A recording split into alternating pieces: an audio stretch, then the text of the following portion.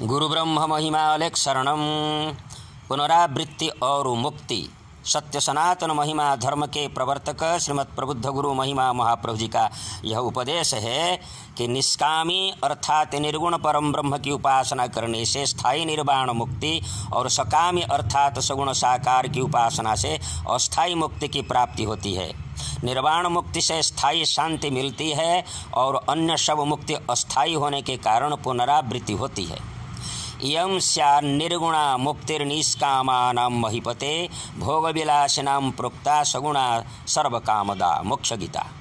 निष्कामी साधक गण निर्गुण ब्रह्म की उपासना करके अक्षय निर्वाण मुक्ति स्थायी शांति की प्राप्ति करते हैं और भोगविलासी गण सगुण सर्वकामदा अन्य अस्थायी मुक्ति की प्राप्ति करते हैं, जिससे इस मर्त्य में पुनरागमन करते रहते हैं। उसी से काम से दुखों की उत्पत्ति होती है। अतः भविष्य में यह दुख न मिलने के लिए इसका प्रतिकार करना अति जरूरी है। मानव का यह मुख्य कार्य है। कारण उपाधि विशिष्ट जगतकर्ता सहस्र शीर्षादि रूप नाम क्रियादि संयुक्त सगुण ब्रह्म के उपासक व्यक्ति ब्रह्मलोक अर्थात पुरुष मंडल में प्रवेश करके अष्ट ऐश्वर्य आदि का भोग करता है। अष्ट ऐश्वर्य इस प्रकार है कि अणिमा, लघिमा, महिमा, प्राप्ति, प्राकाम्य, ईशित्व, वशित्व और यत्र कामावसायित्व है। अणिमा अर्थात खूब सूक्ष्म रूप का धारण करना, लघिमा अर्थात खूब छोटा हो जाना, महिमा अर्थात विस्तार स्वरूप होना, प्राप्ति अर्थात दूर की वस्तु को निकट में प्राप्त करना, प्राकाम्य अर्थात इच्छा करने से मिल जाना, ईशित्व अर्थात भौतिक पदार्थ के प्रति कुछ भी करने की शक्ति, वशित्व अर्थात सबको अपने अधीन रखने की शक्ति और यत्र कामावसायित्व अर्थात जिसको जैसे करने को इच्छा हो उसे वैसे करने की इस शक्ति है। इन ऐश्वर्यों का भोग करने से मुक्ति नहीं मिलती है, बल्कि संसार में चटक मटक दिखाना है। सांख्य दर्शन में कहा गया है, भगवान कपिल मुनि जी बोले हैं, अणिमा आदि अष्ट ऐश्वर्य मिल जाने पर भी मुक्ति नहीं होती है। ये सब अस्थायी हैं, उसकी प्राप्ति से मुक्ति भी अस्थायी है।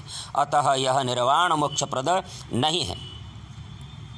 जो वस्तु आत्मा नहीं है अर्थात देहधारी मनुष्य देव देवी और प्रकृति को आत्मा के स्वरूप से उपासना करके सिद्धि का लाभ हो नहीं सकता। कारण ये सब अविद्या माया क्षणस्थायी हैं। अब हम लोग श्रवण करेंगे किस उपासना से कैसी मुक्ति मिलती है। दशमन्वन्तराणि यह तिष्ठन्ति चंद्रिकः चिंतकाः भौतिकायु शतं पूर्णं सहस्रं व्यभिमानिकाः त्वभिमानिकाः बौद्धा दशसहस्राणि तिष्ठन्ति विगतज्वराः पूर्णं शतसहस्रेषु तिष्ठन्त्य व्यक्तचिंतकाः निर्गुणं पुरुषं प्राप्य कालसंख्या न विद्यते। वायुपुराण।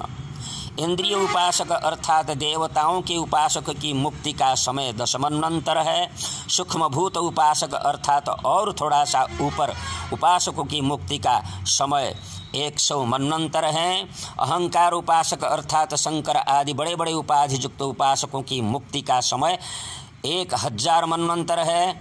बुद्धि उपासक अर्थात महत्तत्व उपासकों के समय की सीमा 10,000 मन्वंतर हैं एवं प्रकृति सगुण उपासकों की समय सीमा 1,00,000 मन्वंतर है। परंतु निर्गुण ब्रह्म के उपासक की मुक्ति का समय की सीमा नहीं है। अर्थात आत्मज्ञान भक्ति करने से परिमाण नहीं रहता है और इस मर्त्य में देह धारण करके पुनरागमन भी नहीं होता है। यह है वास्तविक मुक्ति। अतः कभी भी ब्रह्मनिष्ठ सन्यासी की अवमानना नहीं करनी चाहिए। उनके दिए हुए उपदेशों का शुद्ध चित्त से पालन करना जरूरी है। महानिर्वाण तंत्र के अंतर्गत महाजोगी ब्रह्म साधक श्री शंकर जी माता पार्वती जी से बोले हैं, ब्रह्मनिष्ठ साधक सर्वदा सत्य के द्वारा पवित्र निर्मल और सर्व प्राणियों के हित साधक हैं। अतः कोई भी पाप उन्हें स्पर्श नहीं करता है। जो पापात्मा व्यक्ति परम ब्रह्म के उपदेष्टा के प्रति द्रोह करते हैं वे अपना ही द्रोह करते हैं, कारण वे ब्रह्म साधक ब्रह्म से अलग नहीं हैं। अतः हे देवी, ब्रह्म के उपदेशक साधक सबके हितकारी हैं, साधु और प्रियकारी हैं।